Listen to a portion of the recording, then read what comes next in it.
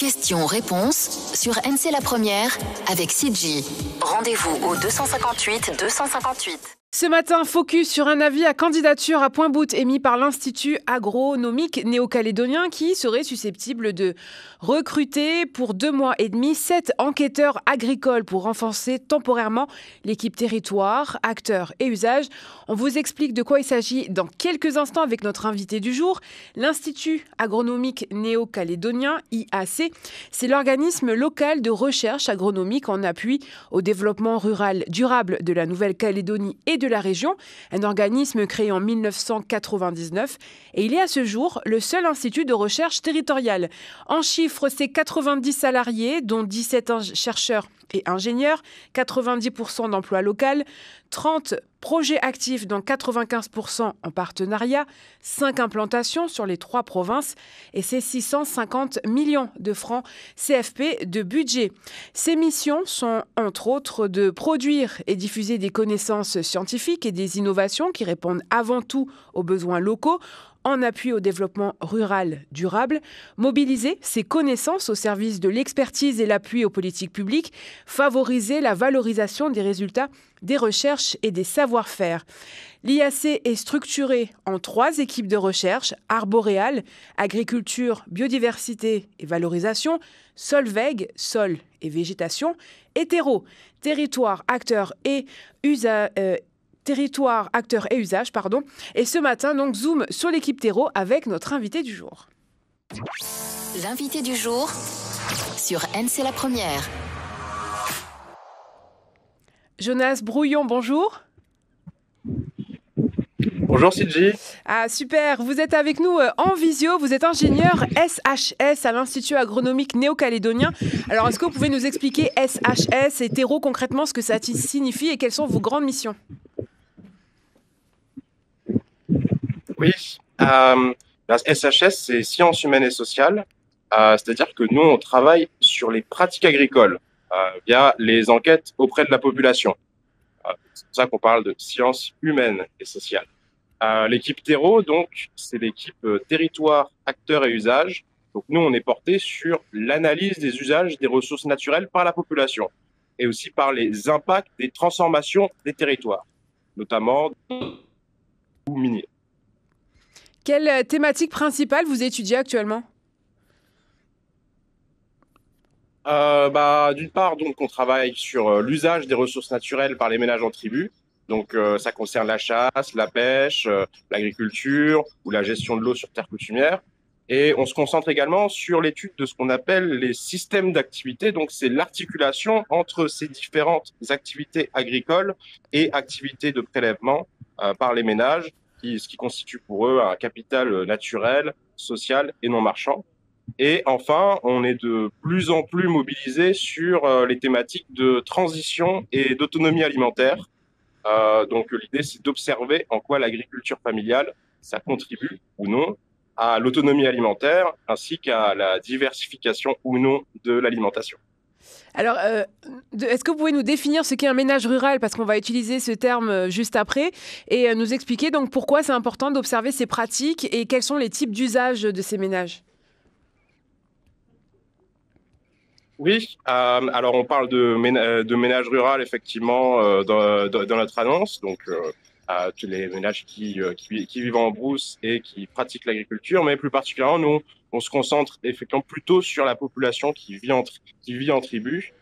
L'idée c'est d'interroger les ménages qui pratiquent l'agriculture de façon informelle, parce que d'une part ça fait partie intégrante de la vie sociale des tribus pour les dons et les coutumes, et également parce que ça représente des quantités considérables. Si je prends un exemple, la dernière enquête à grande échelle en date, elle date de 2010, et à l'époque, on avait évalué à environ 30 000 tonnes les quantités produites en tribu euros.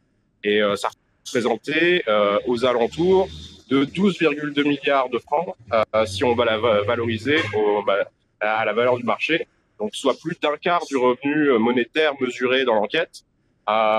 Et même si on ne peut pas limiter la valeur de cette agriculture à sa valeur marchande, parce qu'elle joue aussi un rôle symbolique et social qui mérite aussi d'être analysé. Mais du coup, c'est intéressant. Ça veut dire qu'on peut produire vraiment de très grosses quantités et si on la valorise, ça a son poids sur le marché. Oui, oui, tout à fait, hein, parce que c'est vrai qu'on entend souvent des statistiques sur la part de la production locale dans l'alimentation des Calédoniens, mais ces statistiques finalement ne prennent pas en compte toute cette part de la production agricole qui échappe aux statistiques officielles, qui pourtant contribue à l'alimentation des Calédoniens et qui représente, encore une fois, dans l'enquête de 2010, on évaluait que ça représentait finalement à peu près l'équivalent de l'agriculture marchande. Comment votre équipe articule sciences humaines et agronomie? Eh bien, c'est vrai que nous, on parle de sciences humaines parce qu'on va interroger les ménages, on va pas interroger les plantes. Donc, nous, on n'est pas des agronomes à proprement parler. Mais comme on va mesurer la diversité agricole dans les champs, on liste vraiment l'ensemble des productions agricoles de l'ensemble des champs. Ça nous permet quand même de caractériser la diversité agricole des ménages. Et également, on travaille aussi avec nos collègues agronomes sur les thématiques de bioagresseurs, sur les thématiques de maladies pour les plantes, ainsi que sur la diversité variétale. Donc, on va avoir des parties de notre questionnaire dans notre future enquête qui seront également concentrées sur ces questions-là. Justement, alors une campagne de recrutement de 7 enquêteurs agricoles est en cours pour une mission de 2 mois et demi à Pointe-Boute. Quel est l'objectif de cette campagne de recrutement? Quel est l'objectif de cette campagne de recrutement? L'objectif, c'est de mener une mise à jour de l'enquête agriculture en tribu qui avait été menée en 2010 pour comprendre l'évolution justement de ces pratiques agricoles. Donc, c'est le projet NAP pour Nexus Agriculture et Alimentation dans le Pacifique. C'est financé par le ministère des Affaires étrangères via le CIRAD, avec qui on travaille. Et c'est une enquête qui comprendra donc un volet agricole, mais qui comprendra également un volet sur les pratiques alimentaires. Ça va essayer de faire le lien entre les pratiques agricoles et les pratiques alimentaires, essayer de savoir si est-ce que l'agriculture familiale contribue ou non à une meilleure alimentation. Par exemple, on sait que la pratique de l'agriculture familiale protège d'une certaine manière de la malbouffe, mais que par contre, il y aura peu de diversité dans les groupes alimentaires qui vont être consommés. Donc, ça fait partie des objectifs de cette enquête, de mesurer ces liens agriculture et alimentation. Et nous aurons également nos collègues agronomes qui vont travailler avec nous et qui effectueront un certain nombre de prélèvements sur les bioagresseurs et qui iront un peu plus dans le détail sur la diversité variétale des ménages. Donc, on travaille aussi, ce sera une enquête avec 3 volets finalement, la production agricole, l'alimentation et les bioagresseurs et maladies. Quelles sont les missions concrètes des 7 enquêteurs que vous cherchez à recruter? Eh ben, ils seront sur la tutelle de superviseurs, parce qu'on va recruter des enquêteurs, mais on lance aussi des recrutements pour 2 superviseurs. Ils vont se déplacer sur l'ensemble du territoire, dans les zones d'échantillonnage, afin d'interroger les ménages via un questionnaire sur tablette, sur les pratiques agricoles et les pratiques alimentaires. Et donc, leur mission, finalement, sera de se déplacer sur l'ensemble du territoire avec l'équipe et d'aller interroger les différents ménages qui font partie de notre liste d'échantillons. C'est finalement un recensement agricole des ménages ruraux. Oui, alors je dirais pas ça, parce que le recensement, il est exhaustif. Nous, on peut pas se permettre d'être exhaustif, parce que ça demande beaucoup de moyens. On utilise des techniques d'échantillonnage qui nous permettent, à partir d'un échantillon représentatif, d'extrapoler les quantités qui seront mesurées sur l'ensemble du territoire. Et donc, on rappelle que l'IAC est présente sur les 3 provinces. Donc, c'est une enquête qui va s'étaler sur l'ensemble du territoire. Oui, oui, tout à fait. Parce que l'objectif, c'est vraiment de pouvoir mettre à jour ces données de l'enquête agriculture en tribu menée en 2010, qui était sur l'ensemble du territoire. Et donc, on va travailler avec l'ISEE pour avoir un échantillon aléatoire qui va permettre d'être représentatif de cette population en tribu pour pouvoir extrapoler les productions agricoles. vais pas rentrer dans les détails statistiques, mais en gros, sur 60 districts coutumiers, eh ben, on va en tirer au sort 40. Et puis, dans chacun des districts, on va tirer au sort 2 tribus. Puis, dans chacune des tribus, on va tirer au sort 20 ménages. Et c'est ça qui va ensuite nous permettre d'être représentatif de la population des tribus et de pouvoir extrapoler nos données sur l'ensemble du territoire. Donc c'est ça qu'on appelle échantillonnage. Oui, c'est un échantillonnage et particulièrement cette méthode d'échantillonnage, c'est ce qu'on appelle un échantillonnage par cluster. C'est ça qui va nous permettre d'être représentatifs. Quel type de profil recherchez-vous pour ce travail de terrain ? On cherche des gens qui ont une facilité de contact, une bonne capacité d'endurance, parce qu'il va falloir faire l'enquête sur l'ensemble du territoire. Et puis surtout, il faut un bon sens du travail d'équipe, parce que ça va être indispensable d'avoir une bonne solidarité d'équipe durant 2 mois et demi. Donc, je dirais que c'est plutôt ces qualités-là qu'on cherche. Et c'est essentiel d'avoir une bonne connaissance du terrain calédonien, on imagine. Oui, tout à fait, parce que l'idée, c'est aussi les enquêteurs, ils vont aussi devoir guider les enquêtés dans leurs réponses. Disons que si l'enquêteur il sait pas ce que c'est un igname, il sait pas à quoi ressemble la manioc, il sait pas à quoi ça consiste la coutume, il connaît pas trop comment se passent les événements coutumiers, ça va être un peu plus aussi dans le questionnaire. Quelles sont les compétences humaines les plus importantes pour cette mission ? Comme je l'ai dit, ça va être la facilité du contact, ça va être de réussir à mettre en confiance les gens qui vont être interrogés pour pouvoir obtenir des données les plus fiables possibles et ne pas avoir de non-réponse, de gens qui vont éviter de répondre aux questions ou qui vont vouloir passer les questions. Donc, il faut aussi être patient. Est-ce qu'il faut un diplôme en particulier, le bac au minimum, ou c'est vraiment, ça dépend du candidat ? Alors, pour les 7 enquêteurs qu'on va recruter, c'est juste niveau bac. Il faut aussi le permis B obligatoirement, vu que l'équipe va être véhiculée. Et donc, il va falloir se déplacer en véhicule. Et également, pour les 2 superviseurs qu'on va recruter, ça va plutôt être du niveau bac plus 2, avec une capacité d'organisation des équipes et de gestion logistique. Donc la mission commence dès le mois de septembre. Est-ce que les enquêteurs seront formés en amont avant de partir sur le terrain ? Oui, tout à fait. Comme j'ai dit, on travaille avec le CIRAD et aussi avec une experte de l'IRD qui travaille sur l'alimentation et qui ont vraiment l'habitude des enquêtes à grande échelle un peu partout dans le monde. Et donc, ils seront avec nous au début septembre pour former l'ensemble des enquêteurs et leur permettre de mener au mieux l'enquête. Jusqu'à quand peut-on candidater et à qui est-ce qu'on peut adresser cette candidature ?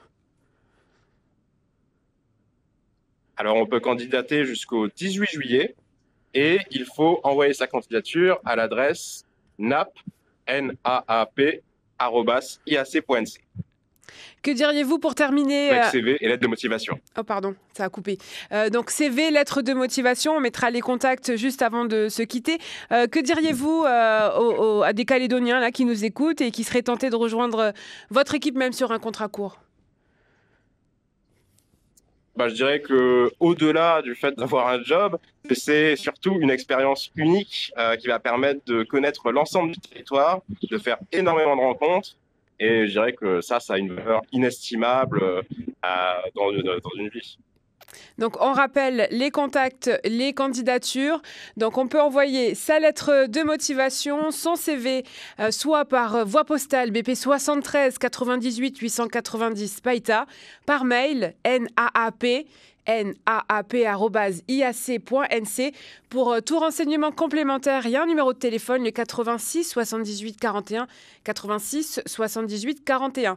Et vous avez donc, vous pouvez nous rappeler la date, s'il vous plaît ?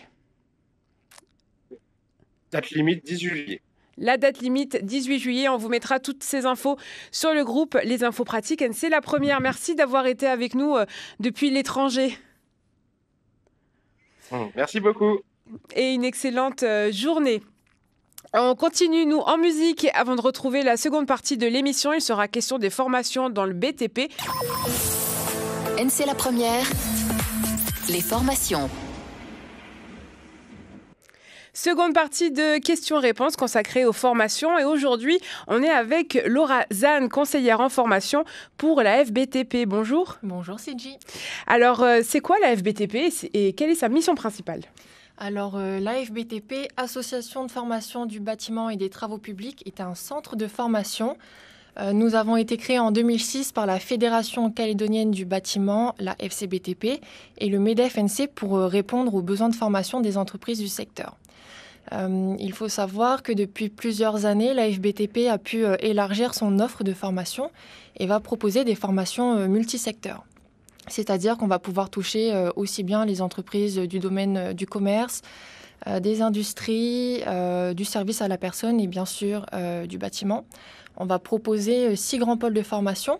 On va avoir toutes les formations dans le domaine de la sécurité qui va répondre aux obligations de l'employeur, comme les sauveteurs secourisme du travail, les différents titres d'habilitation électrique, tout ce qui va être travail en hauteur également. On va avoir en second pôle toutes les formations autour du management d'équipe, comment répondre à des appels d'offres publics et privés. En troisième pôle, on va avoir tout ce qui va être formation progicielle, donc tous les logiciels de construction, tout ce qui va être utilisation des intelligences artificielles, notamment pour la reconversion professionnelle. En quatrième pôle, on va avoir tout ce qui va être conduite d'engin, chariot élévateur, tout ce qui est engin de chantier. En cinquième pôle, nous allons avoir l'énergie et l'environnement. Et en dernier pôle, tout ce qui va être bâtiment. Est-ce que le secteur du BTP forme et surtout recrute encore ? Oui et non. Pour la formation, je m'explique. On va proposer des formations, mais dans le domaine du bâtiment pur et dur, ça va être de plus en plus rare.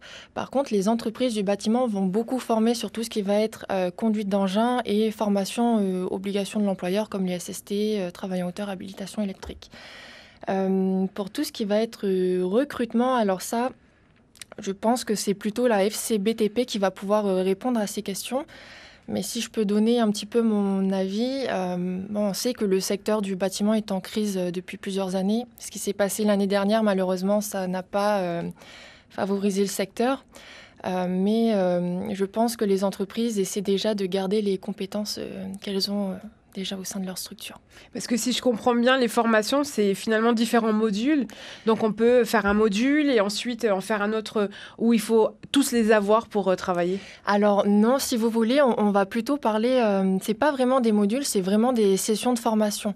Donc les entreprises, elles viennent avec un besoin bien spécifique et en fonction de ça, nous, on va pouvoir proposer des formations inter-entreprises, c'est-à-dire des formations qu'on aura déjà programmées ou bien des formations sur mesure pour répondre à leurs besoins. Donc votre public, c'est que les salariés ou il y a aussi des personnes lambda qui cherchent à se former ou à se reconvertir ? Ouais. Alors vraiment, on va former toutes les personnes qui souhaitent se faire former. Généralement, c'est vrai qu'on va plutôt accompagner les entreprises dans l'élaboration et la mise en place de plans de formation, mais on va avoir aussi des demandeurs d'emploi, des patentés et aussi des particuliers qui cherchent à se reconvertir. Alors, où se situe votre centre de formation et c'est des formations en présentiel ou vous vous déplacez sur le territoire ? Alors, la plupart de nos formations vont se faire à l'AFBTP, donc sur du COS. Après, on peut faire des formations dans le Nord. Ça nous arrive aussi de faire des formations dans les îles. Donc vraiment, on va pouvoir se déplacer, il n'y a pas de souci pour ça. Il existe différentes formations en conduite d'engin et le CACES. Est-ce que vous pouvez expliquer ces différences ? Bien sûr. Alors, à l'AFBTP, on va proposer en fin de compte 2 types de formations. On va avoir les formations basiques qu'on va appeler ACES, aptitude à la conduite en sécurité. En gros, c'est une formation basique où on va avoir de la théorie pour voir tout ce qui va être réglementaire et une partie pratique pour mettre justement cette réglementation en pratique et puis, bien sûr, exercer sur un engin. En fin de compte, le CACES, ça va être une journée supplémentaire, si je peux dire ça comme ça, pour apporter une certification. Donc le CACES, c'est certification d'aptitude à la conduite en sécurité. C'est un testeur agréé qui vient et qui va faire passer des tests en théorie et pratique. Et en fin de journée, qui pourra dire, cette personne, je certifie qu'elle a une conduite favorable, donc elle peut conduire en toute sécurité. Et dans le CACES, il y a différents niveaux. Alors, c'est ça. Nous, on va avoir 2 types de niveaux. On va avoir les personnes débutantes, c'est-à-dire les personnes qui soit n'ont aucune expérience en conduite d'engin, soit qui ont vraiment des connaissances minimes. Et on va avoir les intermédiaires et les experts. En gros, c'est des personnes qui conduisent déjà et qui ont déjà des connaissances en conduite d'engin. Et ces certificats sont valables combien de temps? Est-ce qu'il faut faire un recyclage après? Alors, tout à fait. En fin de compte, ça va dépendre des familles d'engins. Si on part, par exemple, sur des engins de chantier, bien sûr, on parle de CACES. Si on part sur des engins de chantier, on va devoir faire un recyclage tous les 10 ans. Par contre, si on part sur des chariots élévateurs ou des nacelles, là, ça sera vraiment des recyclages tous les 5 ans. Est-ce que vous avez des exemples de formations que vous proposez dans le bâtiment? Alors oui, je vais parler d'une formation qu'on a fait dernièrement, c'est de la pose de bordure. Donc pour expliquer un petit peu les bordures, ça va être la délimitation entre une route et un trottoir par exemple. Donc en pose de bordure, on va avoir bien sûr des parties théorie et pratique. Donc la théorie, tout ce qui va être réglementation, EPI, balisage. Et après la pratique, on va apprendre justement à mettre en place le matériel, le balisage et poser les bordures. On peut avoir aussi une formation assez moderne, par exemple tout ce qui va être télépilote de drone dans le bâtiment, échafaudage fixe également pour apprendre à réceptionner, voir si l'échafaudage est conforme, et puis bien sûr le monter et le démonter. Vous parliez de l'utilisation de l'intelligence artificielle, vous l'avez déjà intégrée dans vos formations? Alors oui, on va pouvoir proposer des formations avec l'intelligence artificielle, pour apprendre aux personnes à les aider plutôt à simplifier leurs tâches quotidiennes. On a aussi une formation avec ChatGPT pour la reconversion professionnelle. Donc c'est pour plutôt l'aide à la rédaction de CV, l'aide à la rédaction de lettres de motivation, mais également ça va permettre à la personne de pouvoir se préparer pour un entretien. Quelles sont les formations actuellement ouvertes aux inscriptions? Alors, on va vraiment avoir de tout. Si vous voulez, à la FBTP, on va fonctionner par planning, donc des plannings semestriels. Donc, ça va vraiment dépendre de ce que la personne ou ce que les entreprises cherchent. On va retrouver tous les mois tout ce qui va être formation basique comme... Encore une fois, les SST, tout ce qui va être habilitation électrique, travail en hauteur, chariot élévateur, nacelle qu'on va proposer très régulièrement. Et après, les formations vraiment spécifiques qu'on va proposer, on va essayer tous les 2 à 3 mois, comme du management, les conduites sur grosses pelles hydrauliques, les tombereaux, des choses comme ça. Et les entreprises continuent de former leurs employés malgré le contexte? Alors, elles essayent. C'est vrai qu'on... Entre guillemets, on va dire qu'on a de la chance parce que la plupart de nos formations, hors formation obligatoire, vont pouvoir être prises en charge en partie par le FIAF et le 0,7%. Restez avec nous, on continue d'interroger notre invité sur l'AFBTP juste après Jérémy Frérot, un homme. NC La Première, les formations. Vous écoutez questions-réponses et nous sommes avec Laura Zahn, conseillère en orientation de l'AFBTP ou en formation de l'AFBTP. Donc on parle bâtiments, travaux publics, mais pas que. Est-ce que vos formations sont diplômantes, qualifiantes, certifiantes? Alors oui, les formations qu'on va proposer à l'AFBTP sont pour la plupart qualifiantes parce qu'elles vont apporter réellement une montée en compétences aux personnes qui les suivent. Après, comme on est aussi un centre de formation en alternance, on va avoir également des formations diplômantes. Peut-être pour nos auditeurs qui ne sont pas familiers des termes, on peut expliquer la différence entre une formation diplômante, qualifiante, certifiante? Oui, alors les formations diplômantes, c'est au final, vous passez comment je peux expliquer ça? À la fin de... On a un diplôme à la fin? Exactement, à la fin, vous avez un diplôme, alors que pour les formations qualifiantes, à la fin, vous avez une attestation de formation qui dit que vous avez validé ou pas formation. Ça a la même valeur? Alors, pas réellement. Non, pas tout à fait. Mais ça peut, en tout cas, la qualifiante, elle peut nous ouvrir d'autres portes. C'est ça. Est-ce que vous proposez des formations en alternance ? Alors oui, tout à fait. On va proposer des formations en alternance avec le CNAM Nouvelle-Calédonie, cette fois-ci spécialisé dans le domaine du bâtiment. Donc on va avoir un DUST, conduite de chantier et de travaux, c'est un Bac+2, et une licence management de projets et de travaux en Bac+3. Et ça ouvre quand ? Quelles sont les conditions ? Alors, la licence management a déjà ouvert cette semaine, donc on a une promotion qui est lancée pour une durée d'1 an. Et le DUST, conduite de chantier et de travaux, devrait ouvrir, on espère, en juillet. Donc, à savoir qu'on n'a pas encore toutes les candidatures. Donc, s'il y a des personnes qui ont un bac dans le domaine du bâtiment et qui souhaitent justement s'inscrire, c'est l'occasion. Donc, je me permets, pour s'inscrire, il suffit de soit contacter un conseiller à la FBTP ou bien d'aller télécharger un dossier sur notre site internet pour pouvoir compléter un dossier de candidature et envoyer toutes les pièces justificatives. Donc, quel est le profil recherché ?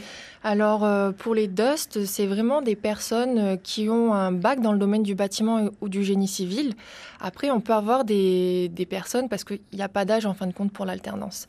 Donc, des personnes qui ont de l'expérience dans le domaine du bâtiment, mais qui n'ont pas forcément de bac, elles vont pouvoir s'inscrire à partir du moment où elles vont pouvoir nous justifier ces années d'expérience. Est-ce qu'elles sont obligées d'avoir fait une VAE pour justifier ? Tout à fait. Donc, les personnes, généralement, on va les orienter vers le CNAM qui va s'occuper de toute cette partie VAE. S'agissant de vos autres formations, quelle est la durée moyenne ?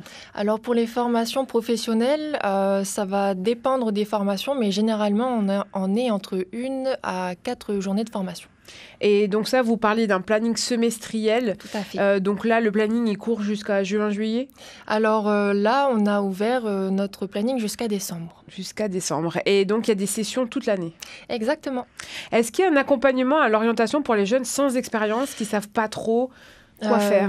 Alors, c'est vrai que ce n'est pas vraiment notre domaine à la FBTP, mais bien sûr que si on a des jeunes qui viennent et qui ont besoin de renseignements, on essaye de les accompagner et surtout de les orienter vers les centres qui pourraient les renseigner au mieux. Pour les particuliers, justement, qui aimeraient se faire former, est-ce qu'il y a un niveau scolaire minimum ou un âge ? Alors non, pas du tout. Alors oui, pour l'âge, par contre, on va demander à ce que les personnes soient majeures. Et les seuls prérequis, généralement, c'est savoir lire et écrire en français. Est-ce qu'il y a une sélection des candidats ? C'est sur CV, lettre de motivation, ou si je viens, je m'inscris, je paye et je participe ? Alors, pour les formations professionnelles, en fin de compte, à partir du moment où vous souhaitez suivre une formation, il n'y a rien qui empêche de suivre la formation. Après, c'est vrai que par contre, ce sont des formations payantes. Donc, on essaye de mettre en place, on sait que c'est compliqué pour tout le monde, donc on essaye de mettre en place des facilités de paiement pour que justement la formation soit accessible à tous. Donc les personnes en reconversion professionnelle, on l'a dit, peuvent aussi accéder à ces formations. Est-ce qu'il y a des femmes qui s'inscrivent ? Alors oui, et heureusement d'ailleurs, on a beaucoup de femmes qui viennent se faire former à la FBTP. D'ailleurs, cette semaine, on a une femme qui participera à une formation sur des pelles hydrauliques plus de 14 tonnes. Ce qui est rare ? Oui et non. En fin de compte, il y en a, mais c'est vrai que pour les pelles, on n'en voit pas beaucoup. Donc on encourage aussi les femmes, finalement, les métiers du BTP, c'est pas que pour les hommes. Exactement. Existe-t-il des dispositifs pour les personnes éloignées de l'emploi ? Alors, c'est-à-dire éloignées de l'emploi ? Qui sont soit en décrochage scolaire ou qui n'ont jamais été insérées professionnellement. Alors, c'est une bonne question. Je vous avoue, en tout cas, la FBTP, on n'a pas eu... Vous avez en tout cas cette phase d'orientation sur les formations, C'est ça, mais il faut quand même avoir un intérêt pour les différents pôles que vous avez exactement exposés. Alors, s'agissant du coût, donc, vous l'avez dit, il y a des facilités de paiement. Pour les entreprises, c'est le FIAF. Exactement. Donc, pour les entreprises, à partir d'un salarié, ils vont pouvoir avoir cette fameuse enveloppe auprès du FIAF. Et pour les entreprises de plus de 10 salariés, ils vont avoir en plus de ça le 0,7%. Après, pour les demandeurs d'emploi, généralement, on va les orienter vers la DEL, la Direction de l'Emploi et du Logement, qui vont pouvoir, en fonction des dossiers, accompagner la personne ou au moins financer une partie de la formation. Donc l'ADEL pour la province sud, est-ce que ce travail est aussi, cette orientation et cette prise en charge, cet accompagnement est possible aussi avec Cap Emploi et l'EPIF Alors, je pense, je vous avoue, jusqu'à présent, on n'a jamais eu ce cas, mais pourquoi pas, il y a des choses à faire. Donc ça veut dire que vous avez plus de public de province sud, mais vos formations, on le rappelle, hein, elles sont aussi accessibles aux personnes du Nord et des îles. Exactement, c'est ça. S'agissant des dossiers donc, de formation, est-ce qu'il y a des documents particuliers à fournir quand on vient vous voir ? Alors, pas forcément. Nous, tout ce qu'on va demander, ça va être de valider des devis et conventions. Et à partir de là, les personnes vont pouvoir intégrer les formations. Et il y a quand même une discussion pour monter un projet professionnel. Alors c'est vrai que là, si on part sur des demandeurs d'emploi, donc on va vraiment essayer de chercher à comprendre ce qu'ils veulent, parce que parfois c'est pas toujours évident pour eux. Donc à partir du moment où les personnes vont pouvoir cibler réellement ce qu'ils souhaitent, on va pouvoir les accompagner s'ils ont des dossiers, par exemple avec l'ADEL, fournir tous les papiers nécessaires. Et si c'est des financements personnels, donc on va pouvoir les aider et les accompagner au mieux. Et pour aller plus loin dans vos recherches, vos demandes, vos démarches, voici le contact de l'AFBTP. Donc, vous êtes joignable au 28 90 95, 28 90 95. Sur votre site internet, on trouve tout votre catalogue de formations. C'est ça. Votre site afbtp.nc. Exactement. Alors, je vais juste revenir sur le numéro de téléphone. Du coup, on est joignable au 28 90 65. Ah, voilà. D'accord. 28 90 65. Vous avez une page Facebook ? Alors oui, on va avoir une page Facebook pour les particuliers et une page LinkedIn pour les professionnels. Et donc, votre page Facebook, c'est ? Alors, c'est Centre de formation AFBTP. Centre de formation AFBTP. Et on peut donc vous envoyer un mail afbtp@afbtp.nc. Oui. Plutôt simple. Pour terminer, qu'est-ce que vous diriez à des auditeurs qui nous écoutent, qui hésitent à se lancer dans ce genre de formation parce qu'ils pensent que le secteur n'est pas viable ? J'ai envie de dire... Pourquoi hésiter en fait ? Pourquoi pas se faire former ? On sait qu'aujourd'hui, la formation, c'est la sécurité et puis surtout, la formation, c'est l'avenir. Merci Laura Zahn d'avoir été avec nous ce matin. Et vous revenez quand vous voulez pour présenter vos formations. Merci beaucoup, Sidji. Et quant à nous, dans un instant, on se retrouve avec Delia pour Micro ouvert. Vous allez pouvoir réagir sur l'actualité, nous faire vos coups de gueule, vos coups de cœur, comme vous voulez. Et demain, question-réponse reviendra. En première partie, nous serons avec la DEPAS, la Direction provinciale de l'action sanitaire et sociale, où il sera question des familles d'accueil. Comment être famille d'accueil, sous quelles conditions ? Est-ce que c'est rémunéré ? Quelles sont les conditions quand un enfant est placé justement dans ces familles d'accueil ? Et en seconde partie, petite piqûre de rappel sur le parcours Créasud, puisque les inscriptions se terminent bientôt. Si vous avez un projet de création d'entreprise, nous serons avec Initiative NC pour vous rappeler. N'oubliez pas de vous inscrire pour participer à ces ateliers. Et vous nous avez demandé aussi une émission sur le logement social. Eh bien, on essaie de le faire. Et puis avec aussi le service civique et l'aide médicale. En tout cas, on prend toutes vos suggestions, donc n'hésitez pas à nous en faire dans un instant dans Micro ouvert. Merci à Rocky Noukouan à la technique et on se retrouve après le flash de la rédaction présenté par Mathieu Ruiz-Barrault. Questions-réponses sur NC La Première avec Sidji. Rendez-vous au 258 258.